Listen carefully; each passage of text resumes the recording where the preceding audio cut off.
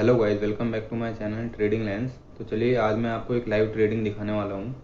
आप देखेंगे तो ये प्राइस एक्शन किस तरीके से हम पढ़ते हैं वो मैं आपको बताने वाला हूँ। आप देखेंगे तो ये एक HDFC लाइफ का स्टॉक है जो मैंने आपको दिया था कि ये ट्रेंड लाइन ब्रेक करेगा तो हम इसमें बाइंग करेंगे। और आप देखेंगे तो ये गैप डाउन खुला और इसने एक इतनी लंबी कैंडल बना दी और ऊपर की ही तरफ जा रहा था। तो हम इसमें वेट करते हैं ऐसे प्राइस एक्शन में, क्योंकि आप देखेंगे तो लास्ट डे इसने एक सेलिंग का प्रेशर दिखाया और आज भी गैप डाउन खुला, बट एक ये पुल बैक हो रहा था। तो हम इसमें सेलिंग की अपॉर्चुनिटी ढूंढेंगे, बाइंग की नहीं। तो अब ये ऊपर जा रहा है। अब यहाँ पे एक इसने निगेटिव कैंडल बनानी स्टार्ट करी तो हम इसके हाई का, आज की जो हाई है इसका एसएल लगा के या फिर इस क्लोजिंग प्राइस का एसएल लगा के इसमें सेलिंग की पोजीशन बना सकते हैं जो आपको सूटेबल लगे, मतलब जितना एसएल आपको सूटेबल लगेगा उसके अकॉर्डिंग। तो देखेंगे तो ये जो आज का जो हाई है वो है 590 और जो क्लोजिंग प्राइस है उसका हाई है 93 के आसपास। तो हमें ये वाला एसएल जो है ये छोटा लगेगा, तो इसीलिए हम ये पॉइंट का एसएल लगा के इस पर एक सेलिंग की पोजीशन बनाते हैं। तो इसमें हम बनाते हैं पोजीशन, क्वांटिटी डाल देते हैं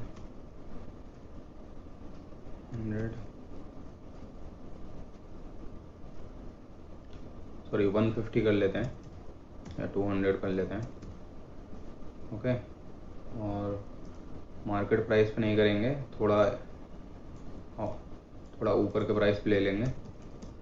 586.8 ले लेते हैं और ये तो रहने दो, सेल कर देते हैं इतने पे। ये इंट्राडे है, ठीक है। तो सेल करते हैं 200 क्वांटिटी 86.8 पे, ठीक है। तो ये एग्जीक्यूट भी हो गई है। अब देखेंगे तो ये एग्जीक्यूट हो गई है और ये हमारा प्रॉफिट चल रहा है इसमें 44 रुपये का, और हमें ये मिली है 86.92 पे, क्योंकि मैंने 86.8 के आसपास डाला था तो ये ऊपर प्राइस होगा, तो इसकी वजह से ये प्राइस मिला है हमें। तो अब हम इसका एसएल लगा देते हैं।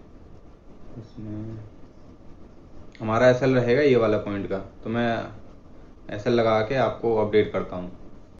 हेलो गाइस, अब देखेंगे तो मैंने एसएल लगा दिया है 590 का, और अब देखेंगे अगर ये टारगेट हमारा अचीव होता है 578 रहेगा हमारा टारगेट, क्योंकि यहाँ पे हमने 4 रुपये का ऑलमोस्ट 3.2 रुपीज़ का एसएल लिया है। तो 580 तक या 579 तक हमारा टारगेट रहना चाहिए एसएल के अकॉर्डिंग।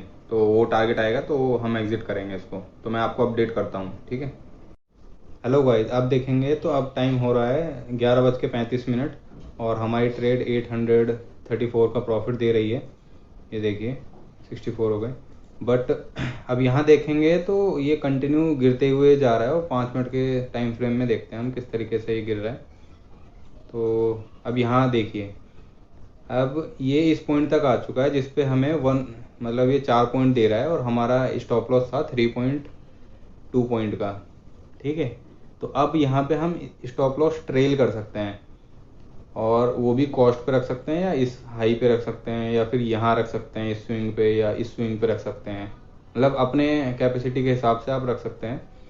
बट एक स्मार्ट जो ट्रेलिंग होती है स्टॉप लॉस की वो इस पॉइंट पे होनी चाहिए या फिर इस पॉइंट पे कॉस्ट पे, क्योंकि आपको 1:1 मिल चुका है तो आपको इसके बाद कोई लॉस नहीं लेना चाहिए। और एक्चुअल टारगेट हमारा है 180, मतलब 180 के आसपास। तो अब हम एक काम करते हैं, स्टॉप लॉस को ट्रेल करते हैं, ठीक है।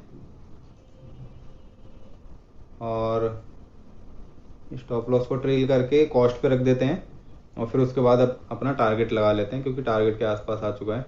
तो इसको कर देते हैं 86.75 और ट्रिगर को कर देते हैं 86.4। मैं ऐसे रैंडमली रख रहा हूँ कि उसी के हमारे कॉस्ट के आसपास रहे, ताकि थोड़ी ब्रोकरेज भी अगर निकल जाए तो वो सही है। तो इसको मॉडिफाई कर देते हैं।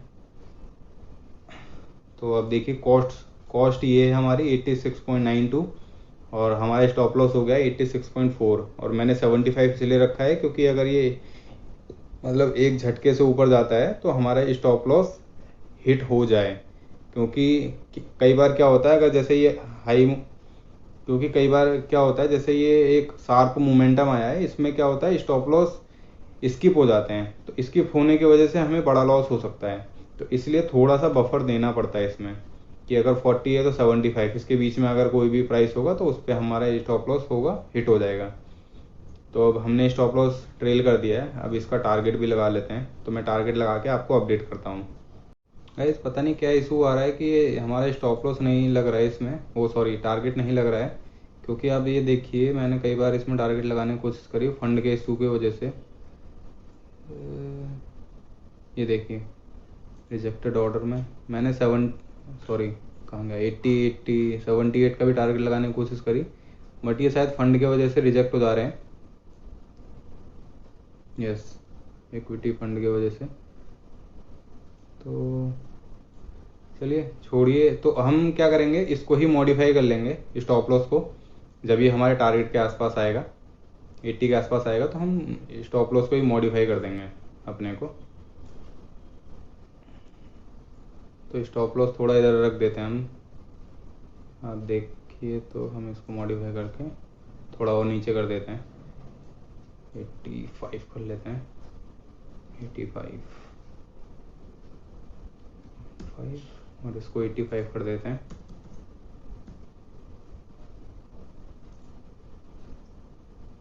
तो अभी हमें 800 का प्रॉफिट हो रहा है। तो लेट्स सी, मैं आपको अपडेट करता हूँ। हेलो गाइस, तो आप देखेंगे ये हमारे बिल्कुल एसएल के पास आ गया है। तो आप यहाँ पे दो चीज़ें होती हैं, मतलब लोगों के माइंडसेट के अकॉर्डिंग। तो लोग सोचते हैं कि यहाँ पे हम स्टॉप लॉस को थोड़ा ऊपर कर देते हैं ताकि हमारा स्टॉप लॉस ना हिट कर दे। तो इस कंडीशन में आपके अकॉर्डिंग मुझे क्या करना चाहिए कि स्टॉप लॉस मैं ऊपर करूँ या नहीं, मतलब इसी पोजीशन पे रहने दूँ। तो मेरे अकॉर्डिंग मैं क्या करता हूँ, मैं कभी भी अपने स्टॉप लॉस को ऊपर नहीं करता। उसका रीज़न ये है क्योंकि आप ये देखिए हमने यहाँ पे एक ट्रेड ली, उसका हमने एक स्टॉप लॉस डिफाइन किया कि अगर ये अगेंस्ट जाती है तो हमें 3.2 रुपीज़ का लॉस होगा। तो वो हमने उसके अकॉर्डिंग ट्रेड बना ली और वो हमारे फेवर में जाने लगी। अब हमें 1:1 उसने दिखा दिया प्रॉफिट, और उसके बाद हमने स्टॉप लॉस को ट्रेल कर दिया। तो अब क्या होता है भाई, मार्केट में कभी भी वो तुम्हारे अकॉर्डिंग नहीं चलेगी। ठीक है, अब मार्केट मान लो गिर रही है, तुम्हारे फेवर में चल रही है। अब तुम्हारा टारगेट है ये 80, ठीक है 580, बट उसने क्या किया, उससे थोड़ा सा पहले से ही रिवर्स कर लिया। तो आपकी स्ट्रेटजी यहाँ पे ये होनी चाहिए कि जो भी आपने स्टॉप लॉस मॉडिफाई किया है वो उसी पॉइंट पे रहेगा, चाहे वो स्टॉप लॉस हिट हो जाए या फिर हिट ना हो। क्योंकि अगर वो हिट होता है तो आपका कुछ यहाँ पे लॉस हुआ नहीं हुआ, क्यों? क्योंकि आपने स्टॉप लॉस कॉस्ट से भी नीचे कर लिया है। अगर कॉस्ट पे भी रहता तब भी मैं उसको मॉडिफाई नहीं करता, ऊपर नहीं करता। उसका रीज़न यही है क्योंकि कभी भी आपको हमेशा अपने लॉस के ऊपर फोकस करना है, ना कि प्रॉफिट के ऊपर। अब आप देखेंगे भाई हमने यहाँ पे ट्रेड ली, ये हमारा पॉइंट था, इसमें देख लेते हैं ऑर्डर बुक में।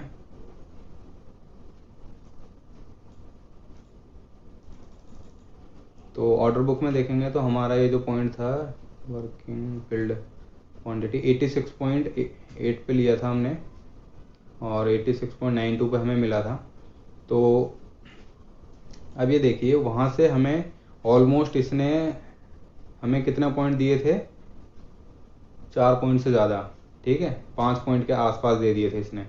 तो अब ये हमारे स्टॉप लॉस के पास आ गया है क्योंकि हमने स्टॉप लॉस मॉडिफाई, ये लीजिए हिट हो गया स्टॉप लॉस हमारा, ठीक है। तो हमने बुक कर लिए हैं इसमें 384। तो इसमें आपने मतलब अगर लर्निंग आपको दूं तो इसमें ये पता चलेगा कि हमने इस पोजीशन पे ट्रेड बनाई और इतना हमने स्टॉप लॉस डिफाइन किया 590 का, और उसके अकॉर्डिंग हमें 300 कुछ रुपीज़ का लॉस, 600 कुछ रुपीज़ का लॉस होता, ठीक है, मतलब 200 क्वांटिटी के अकॉर्डिंग।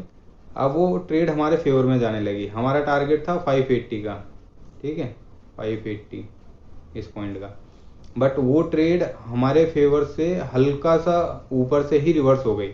तो यहाँ पे आपकी स्ट्रेटजी सिर्फ यही होनी चाहिए कि आपको हमेशा अपने लॉस को कट कैसे करना है। अगर सपोज करिए मान लें अगर ये यहीं से आपके अगेंस्ट चलने लगती तो क्या आप स्टॉप लॉस को मॉडिफाई करते और ऊपर करते कि स्टॉप लॉस ना हिट हो, स्टॉप लॉस ना हिट हो? ऐसा नहीं करना चाहिए, क्योंकि आपने एक स्टॉप लॉस डिफाइन किया कि अगर मार्केट आपके अगेंस्ट जाती है तो आप इतने रुपए देने के लिए रेडी हो, और अगर आपके फेवर में जाती है तो मैं इतना पैसा कमाऊंगा इससे। तो आपके फेवर में गई, ठीक है, आपने स्टॉप लॉस को मॉडिफाई करके कॉस्ट पे रख दिया, ताकि जो भी आपका स्टार्टिंग में लॉस था वो अब मिनिमाइज हो चुका है, वो कम हो चुका है। बट वो मार्केट आपके टारगेट से पहले से ही रिवर्स हो रही है। तो आपकी स्ट्रेटजी ये होनी चाहिए कि मैंने जो इनिशियली एक लॉस डिफाइन किया था, अब वो लॉस मुझे नहीं हो सकता, तो इसलिए जो भी प्राइस पे मैंने अपना स्टॉप लॉस रखा है वहां पे ही रहेगा मेरा स्टॉप लॉस, मैं उसको फर्दर मॉडिफाई नहीं करूंगा।